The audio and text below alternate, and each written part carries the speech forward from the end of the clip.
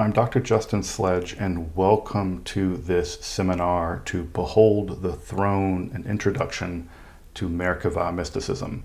This lecture series is possible because of the generous support of the patrons of this channel. In fact, this entire channel is an experiment in crowd-funded university-level education made accessible completely for free.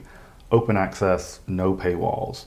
Access to reliable scholarly education on any topic shouldn't plunge anybody into thousands of dollars of debt, and I'm committed to making topics that I have expertise in and the history of Western esotericism as accessible to the public as possible. That said, if you benefit from the channel or from this course, I'd ask you to please consider supporting the channel for the production of free courses like this via a yearly contribution to my Patreon for as little as like $54 a year.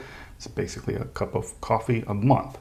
But I genuinely appreciate your consideration for supporting this channel and making this kind of educational content possible.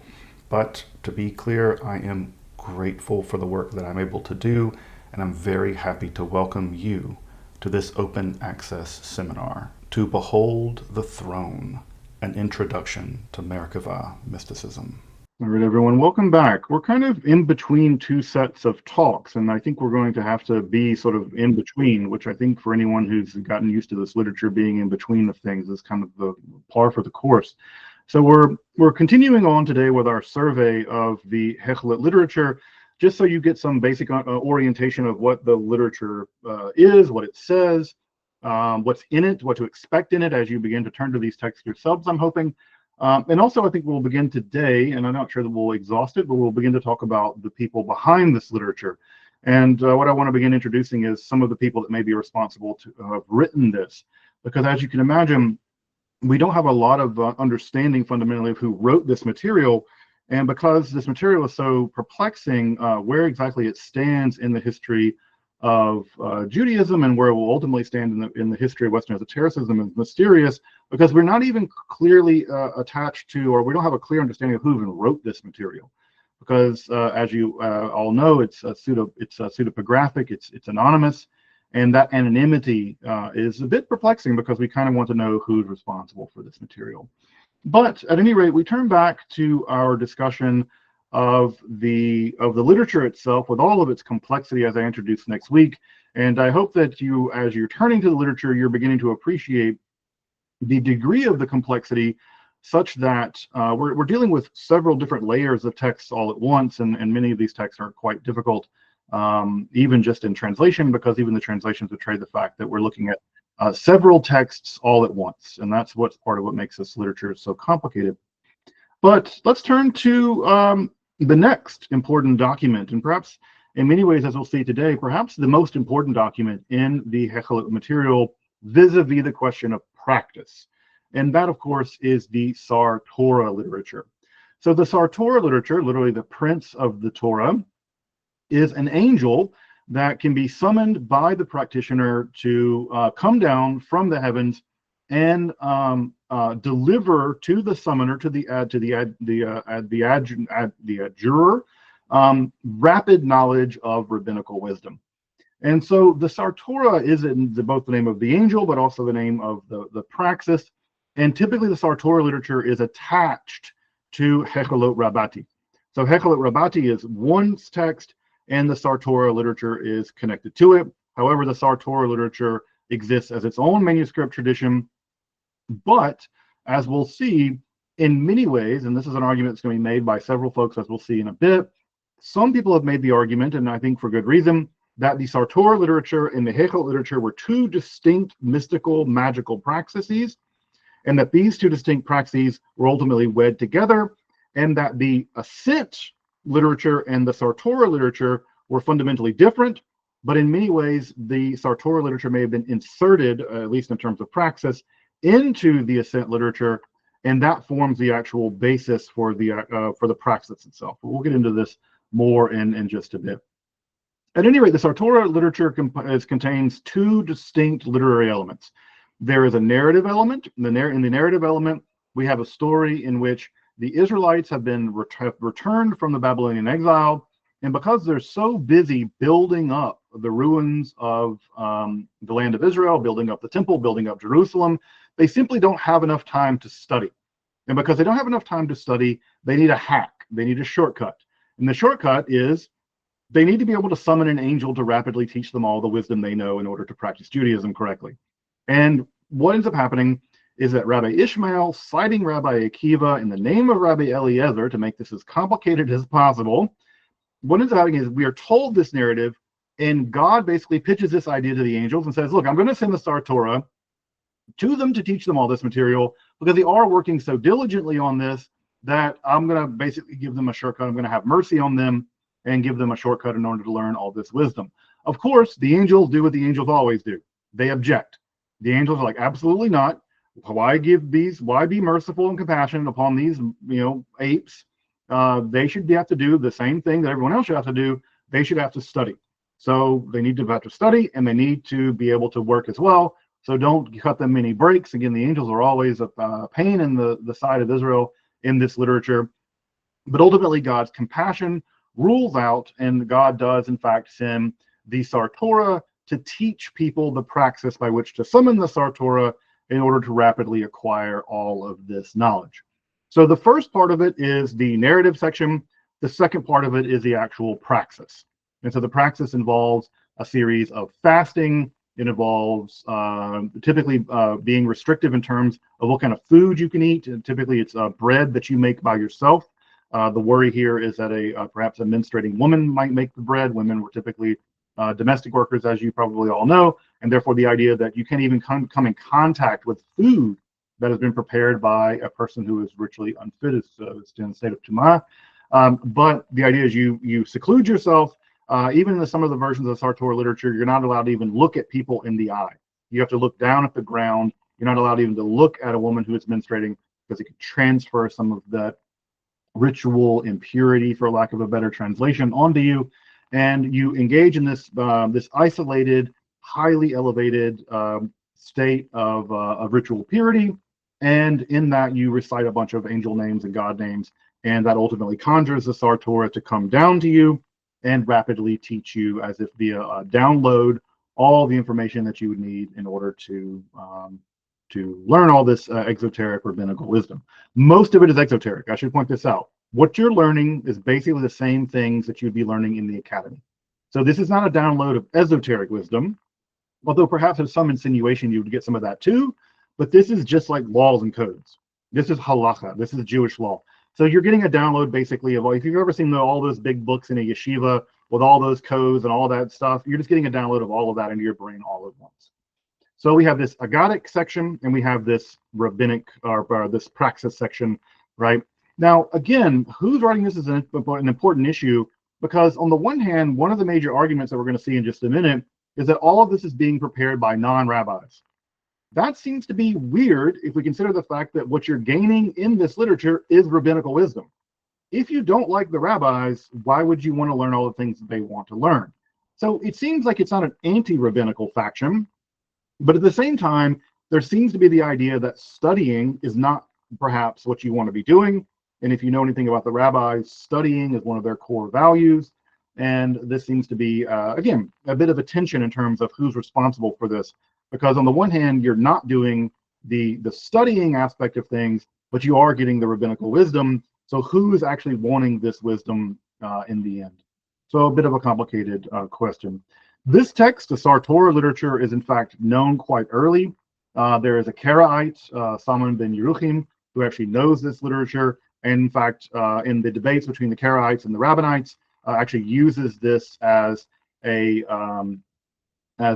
slight against the Rabbinites, right? That they are in fact engaged in magical praxis, and therefore they're engaged in shenanigans they shouldn't be engaged in, religiously engaged in things they shouldn't be engaged in, and this is taken as a slight against the Rabbinite faction. So this is an interesting place where, again, we have a Karaite. The Karaites, as you may remember, are the folks who reject the rabbinical law. They're Jews who reject the rabbinical law. They still exist in small numbers to this day, in fact.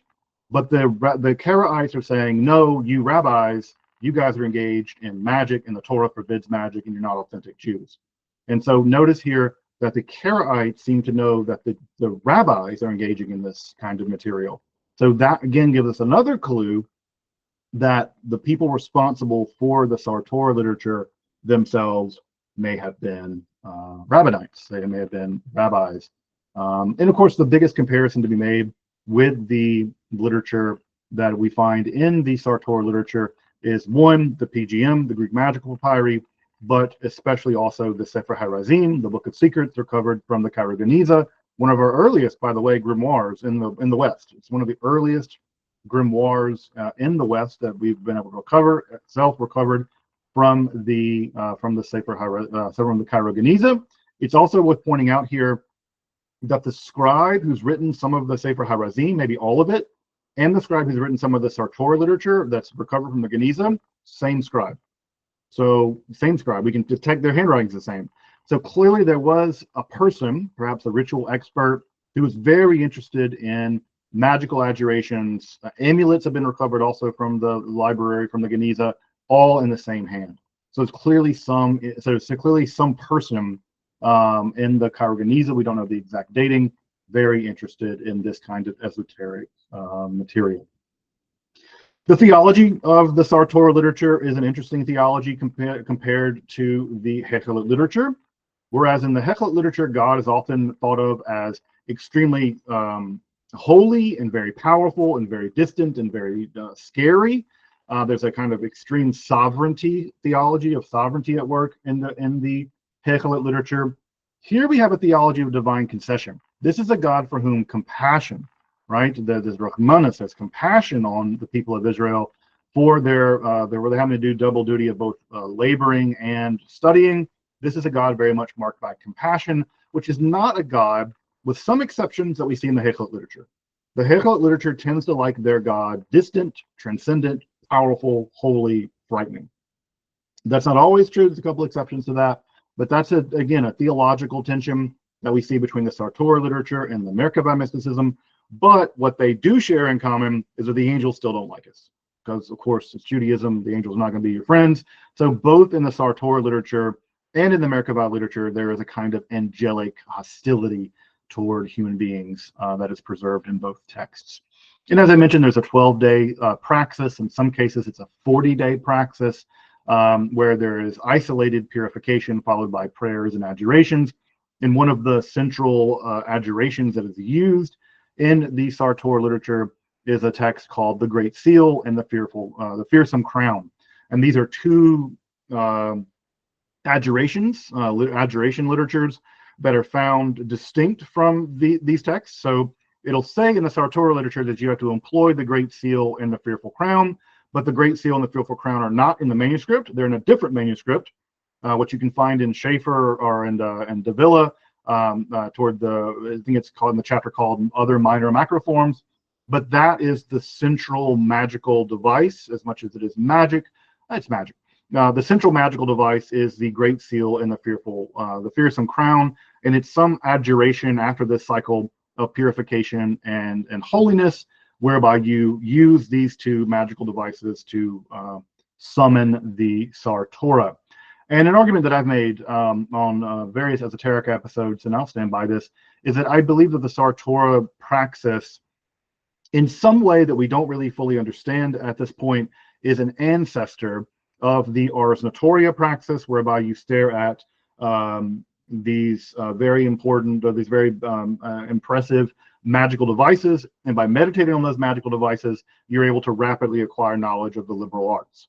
And those magical devices are filled, as you probably know, with so-called nomina barbara, and it's in that, right, you are able to rapidly acquire knowledge via angelic mediation of all kinds of knowledge of the liberal arts. And it also involves cycles of prayer and purity that induce this angelic revelation.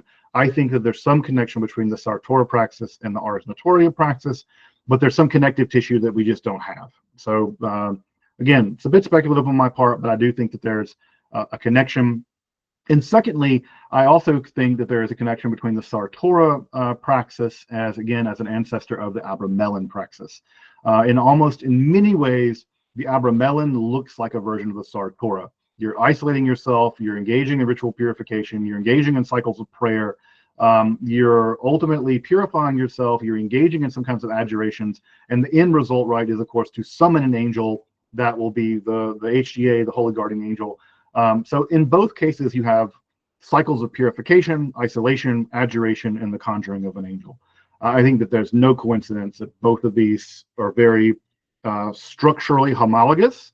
And I think that, again, the Sar Torah praxis is an ancestor of the Abramelin praxis. Now, again, what's the connective tissue? We don't know, right? But we don't really understand the very early days of the rise of Western European magic.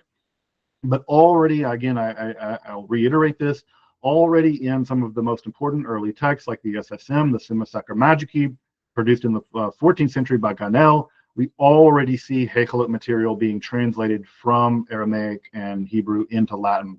So there's clearly some connection between Jewish magical praxis and Christian magical praxis by the century, and I would suggest that connection may be earlier still. The next text I want to take a look at is, in many ways, I think the most important text for the folks who are taking this class, and this is going to be Heikhalot Zutarti, the shorter Hekhalot, the lesser Hekhalot, that's going to be compared to Heikhalot Rabbah, which is the greater Hekhalot, and Heikhalot Zutarti is written primarily in Hebrew with a bit of Aramaic. Now, there's some debate here. Schaeffer argues that Hekhalot Rabbah is the earliest of the macroforms, whereas other folks, including Murray Jones, and I think Davila, but I could be wrong about that, have suggested that Heikhalot Zutarti is our earliest Hekhalot text. I tend to agree with them. Unlike other scholars who like to think of the idea that inclusion of magical material is a sign of lateness and degeneration, I sense of it is that magical material represents earliness, because we're getting closer back to Greek magical papyri days, and the fact that the adjurational material looks so much like the material from the late classical period, vis-a-vis the PGM, the Greek magical papyri, that to me tells me the opposite. Now, again, I always want to hedge my own personal opinion against the opinion of these very luminous scholars, but I'm of the opinion that the inclusion of magical material does not indicate late, but in fact, it may indicate the reverse. But again, this position is a position that is a minority position, but one that I want to suggest and offer that I might support indeed. Heikhalot Zutarti, on the other hand, unlike Heikhalot Rabbah, which Heikhalot Rabbah is most known for its hymns. It is a text rich in hymns. There are lots and lots of Kedusha hymns, holiness hymns, and other kinds of hymns that in many ways dominate Heikhalot Rabbah in a way that, as per Schaeffer's point, we can think of the mysticism of Heikhalot Rabbah as a mysticism of liturgy. It is unio liturgica. You are engaged, primarily the goal of Heikhalot Rabbah is to engage with the angels, to undergo the process of angelification, and engage with the angels in the worship of God via all these hymns. Heikhalot Zutarti, on the other hand, is absolutely a gold mine of adjurational material and theurgical material, focusing primarily on Rabbi Akiva. So in this place, the Heikhalot Zutarti is much more interested in actually engaging and traveling to the divine realm. So there's much more of a focus in Heikhalot Zutarti on praxes. In fact, there might be several different systems of praxis buried in Heikhalot Zutarti.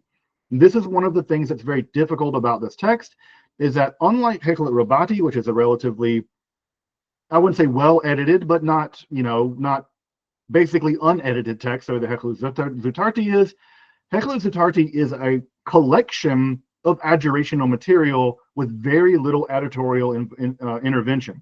And what I see in Heikhalot Zutarti, and we'll get to this when we get to the lectures on praxis here in a week or so, is that Heikhalot Zutarti records not just one Hekhalot practice, but maybe several different Hekhalot praxes. And what we might be having here is, again, the fossilized remains of several different systems of praxis. And I think what we're seeing, because we'll see several different praxis for the same kinds of things, getting past these various different layers of angels, and we'll see the same praxis. Rather, we'll see the same result, but different praxes. And I'll point some of these out when we get to them later on. So I think what we see here is a text that is basically a cobbled together memorial of lots of different several different praxes which have been fossilized together in a way that will prove quite confusing. Now, the problem, of course, with this text being cobbled together in the way that it is that it's just impossible to summarize. It's staccato and stochastic is the way I phrase it. Stochastic in the sense that it seems basically random. And in fact, if you look at the macroforms, and you look at them in the synopsis, they just fall next to each other in a way that often makes no logical sense and no logical progression, and they're very staccato in the sense that they seem to exist in the text without interacting with the text in a larger way. So the text is staccato and stochastic. It's random, and there's just sort of like grape shot of various kinds of praxis and other literature built into Heikhalot Zutarti. So from an editorial point of view, it is a very difficult text. However, it is a text deeply interested in praxis. And for that reason, I think it will demand a great deal of attention that we'll pay for it. We'll pay to it here as we continue on through this course. One of the most important non-praxis elements, or I would say literary elements, is what is called the throne midrash. The throne midrash is a analysis of the throne of God by understanding the various parts of the throne of God and giving them all names using various nomina barbara. It's a bit like the Shir Koma literature that we'll talk about in a minute, but specifically focusing on the throne of God itself. In fact, it's the most detailed description of the throne in the Hekhalot literature. So if you're really interested in sort of meditating on the throne, if that's a thing that you'd want to do in your own praxis, the throne midrash is going to be your friend in terms of giving you something to sort of conceptualize, I suppose. This text is also known relatively early. The High Gaon actually mentions it along with other texts in the 11th century.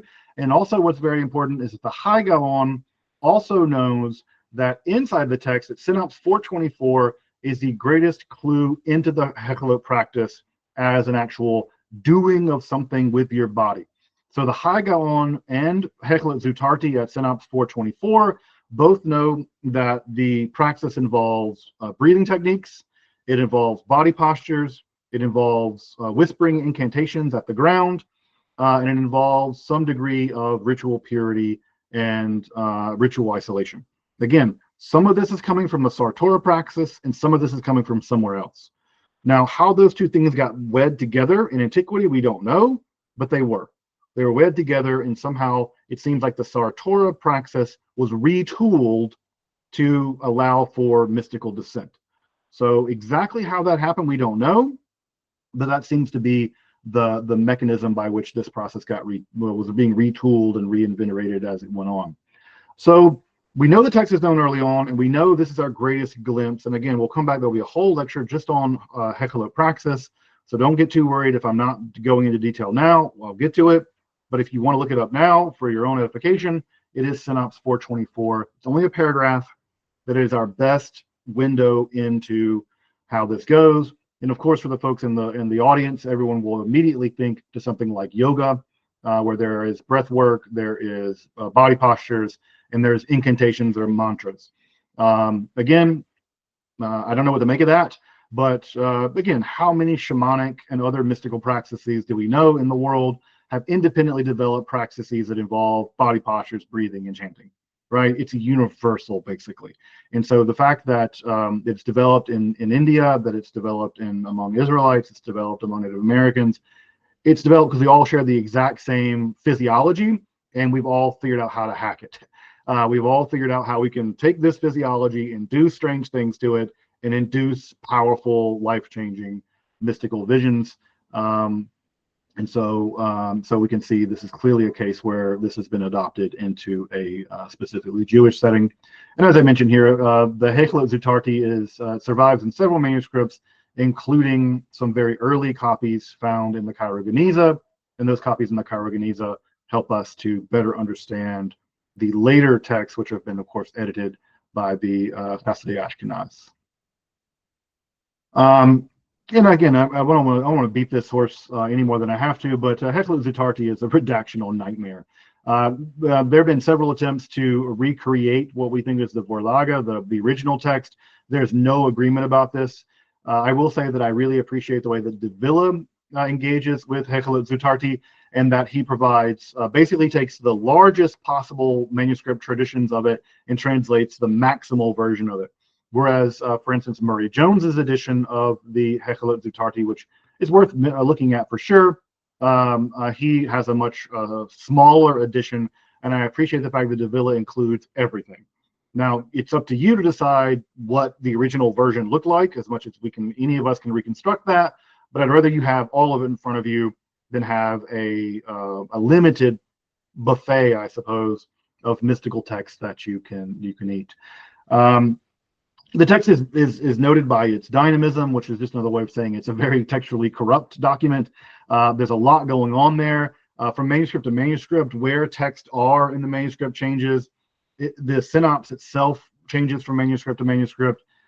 It's just a bit of a mess. And I think, as I pointed out last week, right, when we go back, this is actually from Heikhalot Zutarti, right? And you can get a sense of just how much of a mess it is just by laying these 5 different versions of the text together. And you can see that there's some overlap, right? So Baruch Shemo Hagadol, right? Blessed be the great name. That's basically, if you look here, blessed and be blessed, the name of God. Notice here the Gadol is missing from this version, right? So you just see that there's textual elements that, does it really change things if you leave out the Hagadol from this section here, which probably has it somewhere down the line, right? It doesn't dramatically change the text, but it is a textual difference that is worth noting. And again, it's the kind of thing here that will be noted here in the text. And notice here how Davila again really lays out every single one of these and points them out. He translates Hagadol as fearsome, or I guess strong. I'm not sure how he renders it, but at any rate, this is just a good example, right, of how textually dynamic Heikhalot Zutarti is. And again, don't feel like if you don't have Hebrew and Aramaic, you can't do some of this work. You absolutely can. And just because you don't have them, Davila does a lot of that heavy lifting for you in terms of translating that stuff out. The text, of course, is really centers Akiva. It's really about Rabbi Akiva, and it really focuses a lot on the descent. And in a substantial way, Murray Jones argues that some of the text is at least pre-Talmudic. And this also contains the synopsis where Akiva speaks in the first person plural. But what are the kinds of things that Heikhalot Zutarti focuses on? The theology that dominates Heikhalot Zutarti is an absolute obsession with divine names, along with a great deal of interest in the mythscape of the world of the Hekhalot. It is a world that is really marked by extreme danger. Unlike in other texts where the danger is somewhat muted, Heikhalot Zutarti relishes in just how frightening the mythscape is, with both angels and other kinds of supernatural creatures dwelling up there. And just the region itself is dangerous, so it focuses a lot on the more nightmarish elements of the world of the Hekhalot. It's really taken with divine names, and part of the reason why you have a big focus on the divine names is that in order to navigate the nightmare land of the Merkavah, you need various types of protections, and those various types of protections only work in certain areas of the Merkavah. So if you're in the Hekhalot, so if you're in one region of the Hekhalot, only certain kind of protections are going to work. So you need various layers of protection in order to navigate the world of the Hekhalot, because in Palace 1, certain kinds of things will protect you that will not protect you in Palace 4.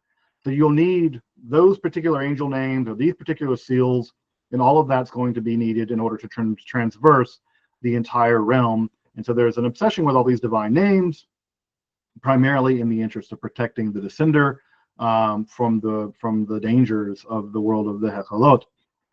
Further, the praxes again mirrors the Sar Torah praxis. So we have again fasting, isolation, purification, sexual continence, and then incantations whispered at the earth in very specific body postures. So the praxis here looks like the praxis from the Sar Torah literature, but retooled for the descent. And this is a place where again some people have argued that they were ascent narratives, right? They were ascent narratives, and those were combined with the Heikhalot literature, and those became combined into one thing, and they represented two different streams. I think that's probably true. And here, right, the kind of angels we find are the same as in Heikhalot Rabbah. So we have the same kind of angels in Heikhalot Rabbah. This is a typo. That should be Heikhalot Zutarti, HK, or HZ rather, not HK. But the same kind of angels that we already talked about in Heikhalot Rabbah are present in Heikhalot Zutarti as well. We're going to get to know these angels and other kinds of entities a lot better because we'll be talking about the denizens of these worlds in just a bit as well. So another text, the Masa Merkavah, and I know these texts are all starting to blend together. That's part of the fun of all this. But Masa Merkavah is another text that we have of the major microforms. It is the doing of the Merkavah. And by the way, the titles of these are also unstable. Sometimes the text calls themselves one thing, and sometimes it calls themselves something else. So even the titles of these texts are largely convention and not what the texts themselves calls themselves. But what we have here is, again, another example of a retooled Sar Torah praxis, but retooled here for making the heavenly ascent or descent. It survives in about 5 or 10 manuscripts. It was also known to Eliezer of Worms, of course, who is very important in the history of Jewish magic. Eliezer of Worms, of course, is going to be the guy who's going to write the first major commentary on the Sefer Yetzirah, which includes magic, and that's where we're going to get the business of the golem from. So again, these are the kind of people that are interested in this kind of literature. Masa Merkavah is being read by Eliezer of Worms, who's also going to be this guy who's going to give us a golem legend in some significant sense. So they're all interested in this sort of magical praxis, these magical praxes. The prayers in Masa Merkavah are typically dated to the 4th to the 7th century. Now, I know that's a gap of 300 years, but that's what we can guess, right? The language seems to be the language of the 4th to 7th century, whereas Davila argues that the later praxis sections are added later. So there's hymn sections, and then there's praxis sections added on later on. To what degree that's true, I don't know. But again, an interest in divine names, including an appearance of the 42-letter divine name, which is also found in this text. This text is also interested in the geography of the world of the Merkavah. And I say geography in the sense of things like rivers and rainbows and bridges and various kinds of geographical elements that exist in the world of the Hekhalot that aren't just the Hekhalot, the palaces themselves, but actually the geography of all the kinds of things that exist in that world. And it becomes a Masa Merkavah. It's much more built out as a world, as opposed to you descend to the palaces and all you deal with are palaces. In this, there's a much much wider range of mystical landscapes to be found. And of course, the angels that we meet here are Michael, Gabriel, Catspiel. It's a pretty typical angel, and the angel of Gehenna also makes an appearance as well. Notice he's not Satan; he's the angel of Gehenna. He's still an angel that you can encounter, but he's a pretty fearsome angel. Again, we have text here on from the Sar Torah, retooled for the heavenly ascent. It is an important part of Jewish liturgy, the Aleh L'Shebeach, which is the introductory prayer for the Aleinu, which is also found at Synopsis 550. So again, we have Jewish liturgy being taken out of Masa Merkavah and included into a central prayer at the very end of the prayer cycle, the daily prayer cycle in Judaism. But again, more Sar Torah literature is included in here as the praxis. And again, also there is a mention here of rituals for inducing a vision of the Shekhinah, the presence of God, along with the presence of an entity known as the one above the seraphim, which is quite weird, given the fact that the seraphim are often thought of as being the highest of the archangels. They typically are envisioned as rotating around the divine throne, being on fire, and chanting, "Holy, holy, holy is the Lord God Almighty." But the idea that there is something above them is quite mysterious. Perhaps it's Metatron, or one of these other strange quasi-deities. It could be Yahweh Katan, or again Metatron. But the idea that there is the one above the seraphim that can be induced through these hymns is quite mysterious. But we do have rituals and adjurations for summoning those deities. Merkavah Rabbah, the greater Merkavah, not Merkavah, not Merkavah Rabbati, but Merkavah Rabbah. The greater Merkavah is again mostly Hebrew with a little bit Aramaic and also significantly under-edited. This text also focuses on theurgy and memory praxis. One of the main things that worries the rabbis of this time period is their inability to retain the Torah in their memory. There's an idea in rabbinical Judaism that every generation after Moses becomes intellectually weaker. And as we get intellectually weaker, our memory gets weaker, our computational, we get stupider and our memory gets worse. And the idea is that these rituals are meant to shore up one's memory so that one will not forget the Torah that one learns. And remember, while we often think of Judaism as a religion of the book, a great deal of what goes on in the yeshiva world at this time was memorization. You're memorizing Mishnayot, you're memorizing texts. And as you can imagine, this is quite difficult, and having hacks and shortcuts as a way to do that, helping you with that memorization is incredibly important. This text also adjures another angel that we find very mysterious, Sandalphon, who seems to be a counterpart to Metatron in some ways, although much more mysterious. We don't have the elaborate stories about where Sandalphon comes from. The name doesn't come across as especially Semitic, and so it's one of these names like Metatron that seems to have an origin that isn't quite clear. But in this text, there are prayers for inducing what is called the Shior Koma.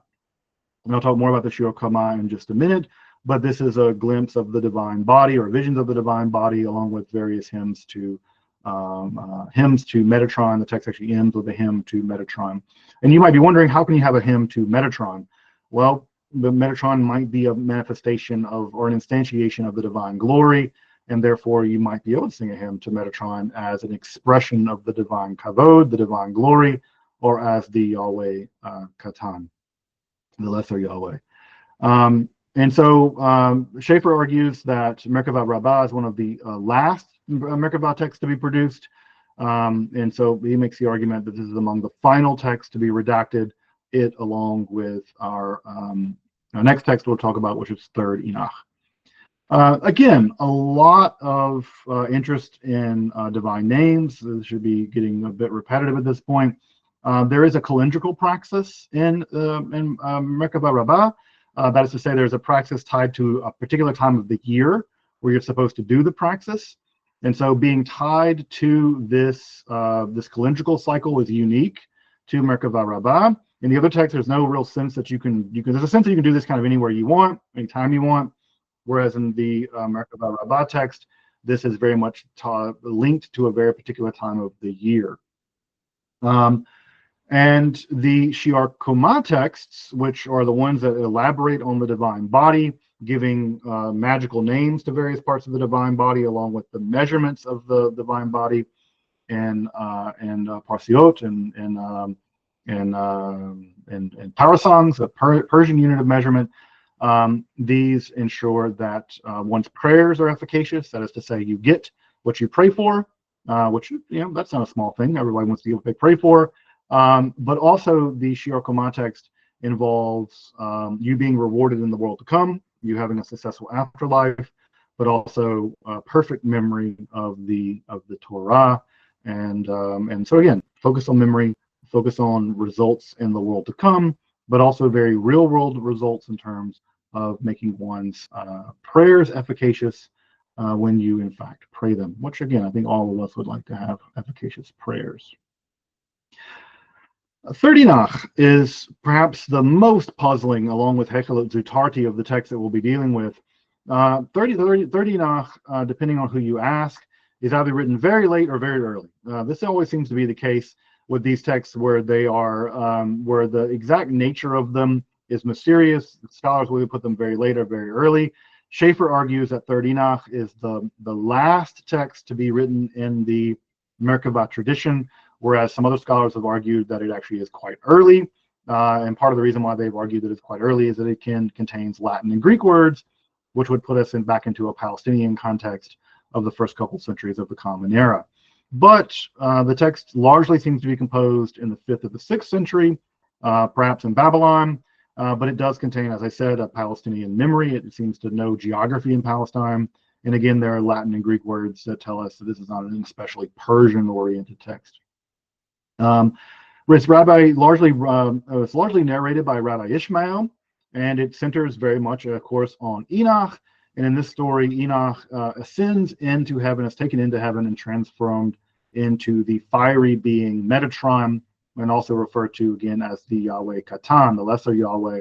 And we have this famous line of Enoch being transformed. My flesh was changed into flames, my sinews into flaming fire, my bones into coals of burning juniper, the light of my eyeballs into the splendor of lightning, my eyeballs into firebrands, the hair of my head into dots of flames, all of my limbs into burning fire, and the whole of my body into glowing fire. Really a dramatic image of the transformation of Enoch into a being basically on fire. I mean, and various forms of fire in the Hebrew. My bones became coals of burning juniper. It's just an extremely vivid image to my mind. I've never seen burning juniper, but I do want to burn some juniper now to see what Enoch's bones would have looked like. But again, this transformation into a being of fire, an angel, the angel Metatron. The third Enoch is just a text that's all over the place. I would highly recommend reading it. It's just really a dizzying text, but it contains cosmological revelations. There are various and antagonistic angels like Uzzah and Azeh and Azael. So again, we get these antagonistic angels that were typical of the literature. But in many ways, the third Enoch looks a bit like an apocalyptic text mixed with a Hekhalot text. And some people take that as evidence of its late dating, but I would suggest the apocalyptic literature might be suggestive of an early dating, because that's when a lot of the apocalyptic literature was being produced, was relatively early. So again, I think that arguments can be made in both directions about which way you want to put this in terms of early and late. One of the more important things about the third Enoch or Sefer Enoch or Sefer Hekhalot is that it has been continuously in print in the Jewish world since it was written. So this is a copy here from the 19th century, Sefer Hekhalot. It's still in print to this day. One of the guys taking the class was able to walk into a bookstore, make an order, and he had a copy of Sefer Hekhalot, right, in a Haredi bookstore. So this is a place where this text, this piece of Hekhalot literature, unlike other texts like Heikhalot Rabbah and Heikhalot Zutarti, third Enoch or Sefer Hekhalot has been continuously in print in the Jewish world for the better part of 2,000 years, 1,500 years. What you can see on screen here is a shot of the very strange system of transliteration that's used in the critical edition, but you also get some sense of the various strata of the divine realm, with all the different kinds of angels like the Galgalim and the four rivers and all the kinds of things that exist among them. So you get a very sophisticated heavenly realm, but in the text, you get all kinds of things in Sefer Hekhalot, which is very worth pointing out here. A couple of minor macroforms, just before we transition over to talking about authorship. There's a text called the Masechta of Nechunya ben Hakana. This is a very brief praxis-oriented text associated with Nechunya ben Hakana. There is, as I mentioned, the Great Seal, the fearsome crown, which is really the core adjurational element of the Hekhalot literature. Most of the text make it important, and in fact, for the Heikhalot Zutarti, it is the important text that gets you into the seventh Hechal. So once you've passed the ordeals, you have to have that text in order to get into the seventh Hechal, and of course, in the seventh Hechal is where the divine throne is. So I can't understate the importance of this piece of adjurational content that is the Great Seal / the fearsome crown. For folks interested in praxis, that text is going to be something you're going to want to look at. It's only a couple pages long, but very important. There's also the Ascent of Elisha ben Abuya, which is an important text, which is fun because it's very brief, but it also is funny. In the text, basically, Elisha asks God a question, and God responds back by making fun of Elisha. And so the text is actually a humorous twist on some of this literature, which in many cases is not only not humorous, but it's downright Lovecraftianly nightmarish. But the Ascent of Elisha ben Abuya is a wonderful text in that it is a bit of a twist on the tale. There's another text called the Sar Panim, the angel of the prince of the face. And this is a really important text because it again is a conjuration for a very specific angel named Ozhiah. Ozhiah is a very, very powerful angel, at least in that text, very near to God, and being able to summon Ozhiah is seems to be important for some aspect of the Hekhalot praxis, but exactly where it fits into the larger praxis is not clear. But it might be the case that you need Ozhiah as a kind of like Katspiel is sort of a psychopomp. He kind of guides you through the various realms, and Ozhiah may function like this. And lastly, of course, we have an important text called the Youth, the Na'ar. And of course, the Na'ar is Metatron. You typically, although the text I don't think it refers to themselves as Metatron, but in the text, the Na'ar, the youth, describe themselves as a kind of high priest leading the heavenly choir. And of course, that's very important for the mystical liturgical aspects that we find in Heikhalot Rabbah. Now, the last thing I'll point out as we begin to, I should mention the Geneza fragments as well. But what I guess I'll say here before we transition is that the texts are very diverse, right? There's a lot of diversity in this literature, but there's also all connected together somehow. That while they're all quite strange, they're all connected. And now exactly how they're connected isn't clear because we don't have some system connecting them. There isn't some vast system saying, here's how you put all of this together into one unified theory. What we have are glimpses into the praxis. We have glimpses into liturgy. We have glimpses into things. And how to connect it all together is very unclear. So what we don't have is, here is a grimoire by which you summon the Sar Torah and descend to the chariot. We have random narratives about the world of the Hekhalot. We have random praxis. We have various visions. We have all kinds of things. And yet none of it's connected together into some grand unified system.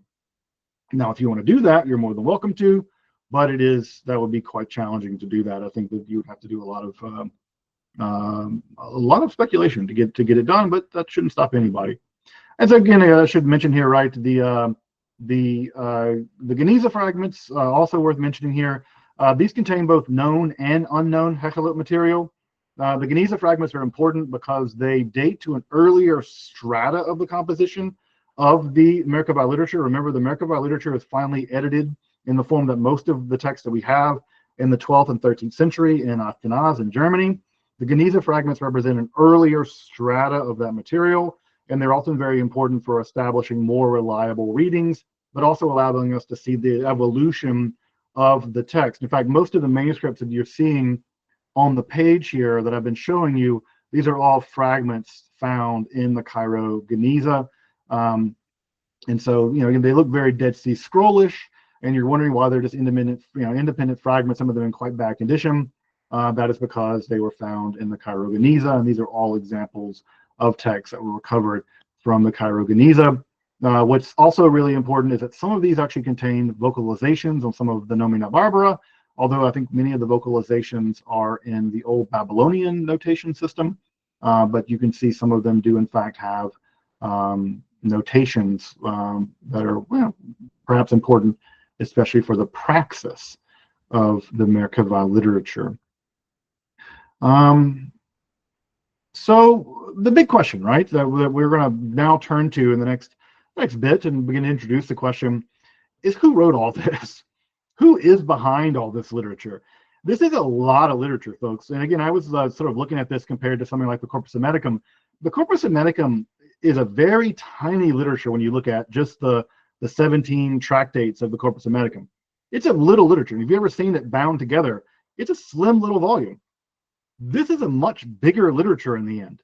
So in terms of ancient mystical praxis, the Hekhalot literature represents a pretty significant chunk of manuscript and a pretty substantial amount of text.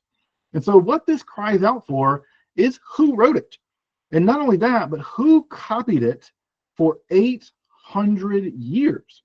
Assuming that this literature goes back to the time of Rabbi Akiva, right? Maybe earlier, that gets us into the 2nd century.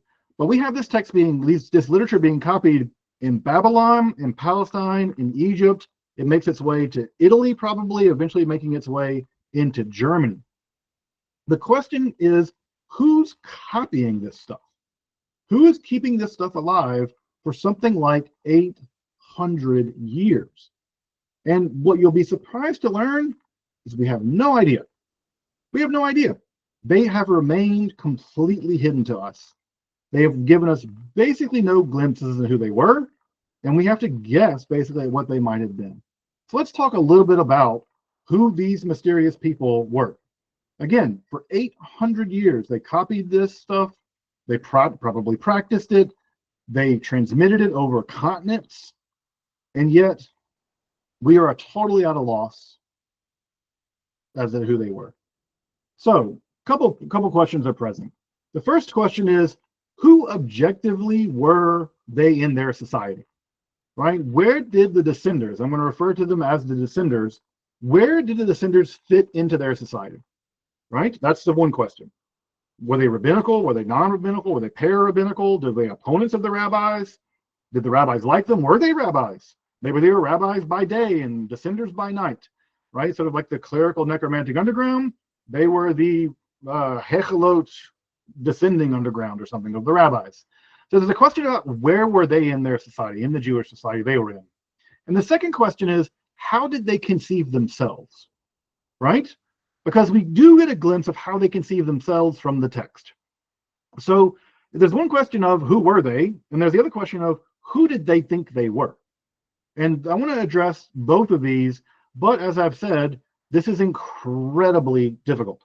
Incredibly difficult. We are having to reconstruct this with the most minimal amount of evidence you can imagine.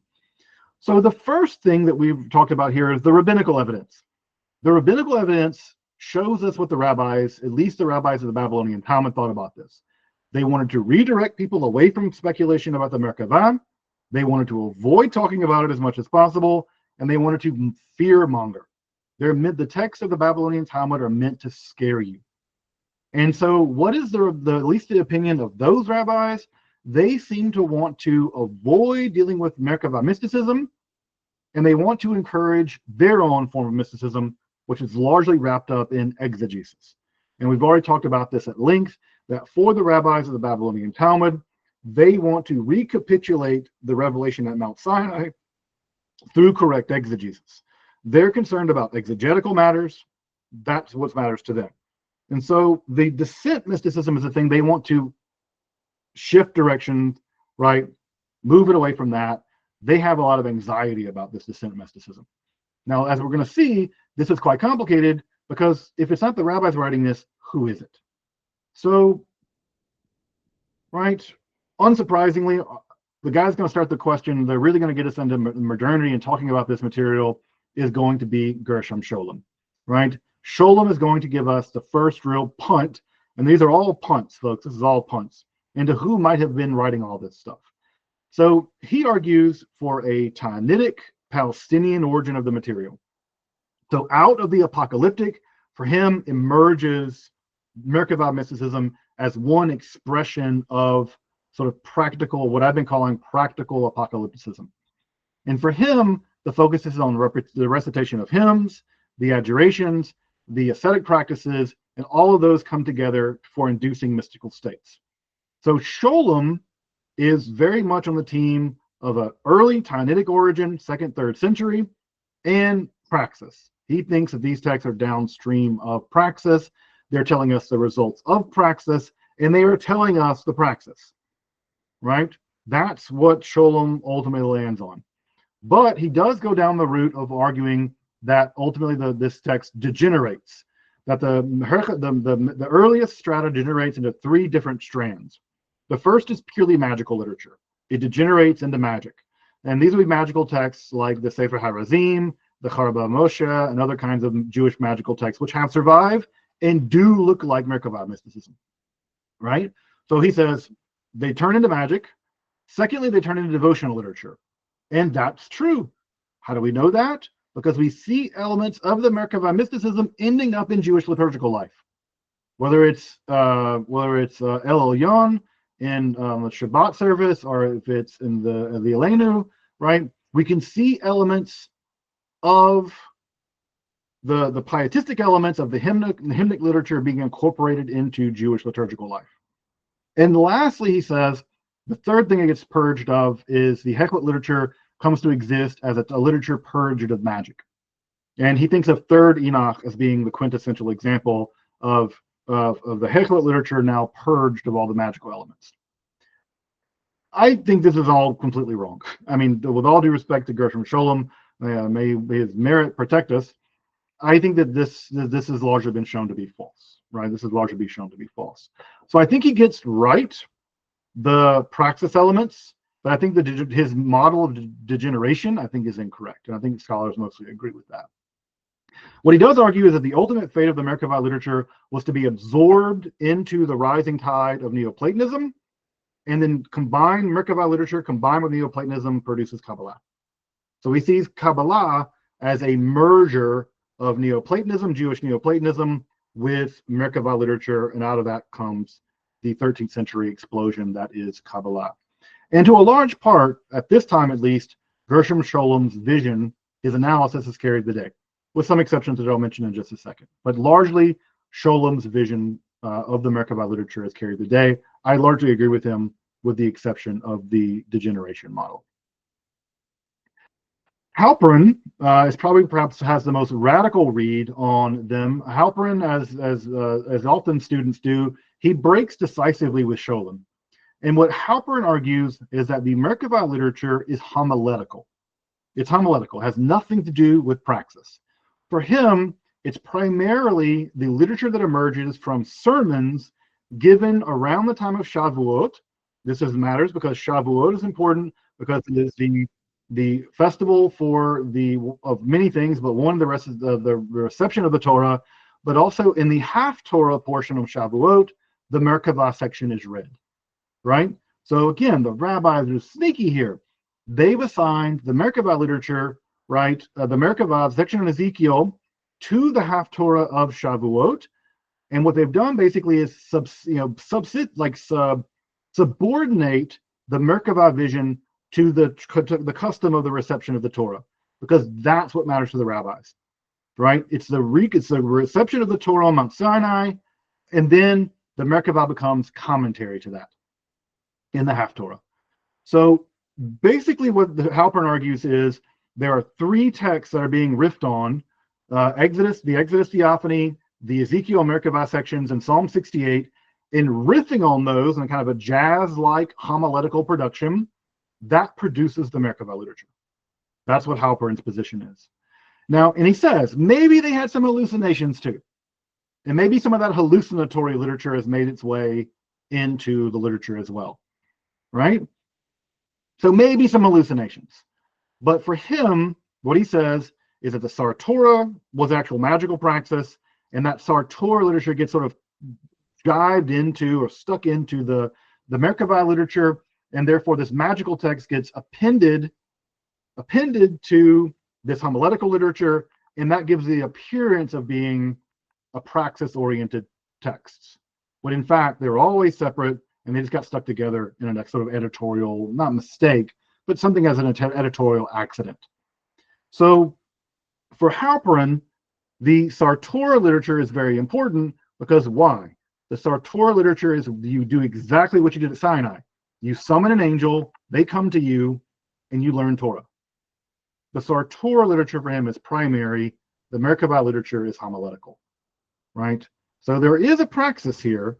There is a magical praxis. It's a Sar Torah praxis that recapitulates Sinai, and then the sermons that resulted from the Shavuot holiday, he says, are what become the Merkavah literature, and they all get combined together and scrambled, right? So he wants to tease them apart and say they're distinct.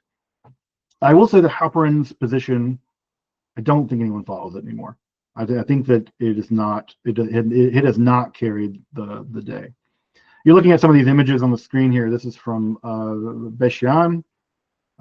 This is Roman era monuments from Beshan. Again, giving you some idea of what Roman era Galilee would have looked like on the inside. Notice what you're not seeing is you're not seeing much in the way of Stars of David.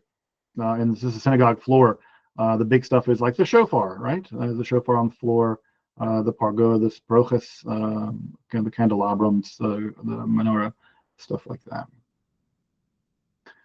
Just a couple of slides more and we'll wrap up for the day.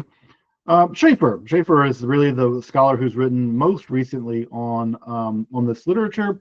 And what Schaeffer points out is what he calls the polyvocality of the Hekhalot literature, is that we shouldn't talk about the Hekhalot literature. And I think he's right about this. What we're really seeing here is a fossil, when the fossil contains lots of different texts all combined together.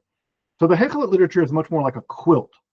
So a quilt is often a blanket, and folks may know, I come from the American South, and so quilts are a big part of our culture, where you take a bunch of garments and various fabrics and you stitch them all together into one thing. Well, they're clearly all different things, and they're all stitched together, and you can see the stitches. Well, a quilt is very different than a woven blanket where you have one material and it's all woven into one thing. A quilt is patched together. The Hekhalot literature is much more like a quilt. So there's lots of stuff patched in here, and the question is, why is this all patched together in the way that it is? What does that patching together tell us about the text? What is important, however, is that Schaeffer does not focus on the descent experience. In fact, he thinks a descent experience is not an experience at all. He very much thinks of it as narrative, and he's not typically taken that that it is the central aspect of the Hekhalot material. Rather, he focuses more on the adjurational material. He thinks the adjurational material is central, and for him, the end result of the Hekhalot material is primarily to descend into the divine throne room and engage in what he calls ritual liturgical actions of the unio liturgica. That is to say, really joining in with the divine, in the divine procession, in the divine liturgy, and that's what matters. But he's much less committed. In fact, I think he's gotten less committed over time to any kind of phenomenological analysis of the material. For him, the literature was ultimately about liturgy, mysticism of liturgy, and that everything is in the service of the mysticism of that liturgy, and that that is ultimately what matters. And as you can imagine, Heikhalot Rabbah matters a lot for Schaeffer. Schaeffer thinks Heikhalot Rabbah is the oldest and therefore the purest of the Hekhalot literature. And as you know, it's full of liturgical material. And he thinks of Heikhalot Zutarti as late. And of course, it's full of adjurational material and descent text. So you can see how what you think is early is going to inform what you think the goal of all this is, right? If you think Rabbah's early, it's going to be the sacred liturgy. It's mysticism of liturgy. If you think Zutarti's early, you think it's going to be the descent journey. That's what matters. So again, it all depends on what you think is early and late and what you think comes first and later, and that's how you're going to analyze what these texts are and what they mean. Lastly, I think for today, Himmelfarb and Schwartz, Martha Himmelfarb and Schwartz, they're going to really very dramatically separate the Sar Torah literature from the Hekhalot literature, and they're going to see the Sar Torah as praxes and the Hekhalot material as literature. So again, this is where they're kind of splitting the circle between Scholem and Halperim, where they're going to see that, look, the Sar Torah literature is in fact magical praxis, whereas the Hekhalot material is somehow more purely literary. And De Villa is going to make I think, again, he's going to square the circle again, and he's going to see the literature as a loose unity, but ultimately he's going to analyze all of the literature under the analysis of shamanism. He's going to say, look, if we take a look at global shamanism, cross-cultural shamanism as a concept, and understand the Hekhalot literature under the concept of shamanism, then it all comes together. We get a tool of global analysis by understanding what we're looking at here is a kind of Judean shamanism. So this Judean shamanism he thinks that shamanism is really the key, and that allows us to, again, understand the literature in general. And he sees the Sar Torah literature, the adjurational literature, and the Shiur Koma literature, and the descent narratives as part of a united shamanic practice. And I think that's probably right. I'm probably of the mind that Davila, whether I like the category of shamanism or not, I'm not here or needs for near, it's neither here nor there. But what I say is, if we understand all of them as part of a otherworldly journey praxis, then all that does begin to make sense to me. And I typically agree with Davila on this point, even though the shamanism stuff I think may be redundant to some degree. But again, that's a point that I wouldn't stand too firmly on. Lastly, Lessis argues that we should be looking at the material in terms of what he calls performative language. He's bringing the theory of speech acts and performative language into the conversation, which I think is a very important philosophical contribution to the analysis of this literature. And that, again, allows them to understand the literature primarily as something between the lines of either literature or praxis, right? We've been separating practice and literature as if they're somehow logically distinct. But what I would argue is, and what Lessis argues, and I think this is correct, is that whatever the Merkavah literature is, it is some combination of the two, right? That literature and speech and performance are interacting with each other in some kind of way that isn't clear to us, but they're interacting in a way that is important. And so Lessis, I think, is adding an important contribution to this material. You're seeing some of the underground tombs here in this slide from Beshan, I think. Some of the underground tombs that are really, really cool there. Yehuda Hanasi was buried in one of these tombs, which is really, really neat. All right, so we're going to come back to beginning next week, is we're going to really now begin to analyze what we think these people might have been. And we're going to be looking at a couple different categories. Were they Palestinian? Were they Amoric? Were they in Persia? Were they rabbis? How were they connected to the rabbinical establishment? How do they see themselves? Which is going to be a question that we're going to answer.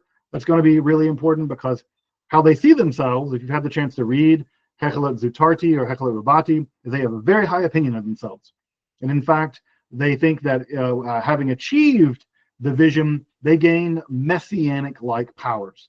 One of which is, for instance, they can know who is a mamzer, who is born to a menstruating woman. They can look at people and tell what their sins are. And if you know from Tractate Sanhedrin, one of the things Messiah can do is exactly that. Messiah can know people's sins by smelling them and seeing them. And so they're going to see themselves as acquiring messianic-like powers in the text. So the questions we'll be turning to next week will be, who were they? When can we date them? And where did they stand in the rabbinical world, vis-a-vis the rabbinical world? And how do they understand themselves? Because as we'll see, as I just mentioned, their understanding of themselves is very important, because the way they describe themselves is people who have achieved the praxis and therefore achieved all of these, frankly, magical powers. I mean, they gain really supernatural powers. And we'll take a look at some of the powers that they are said to have gained by having undergone that praxis. So next week, we'll turn more firmly into the question of who were they and what did they think of themselves to be.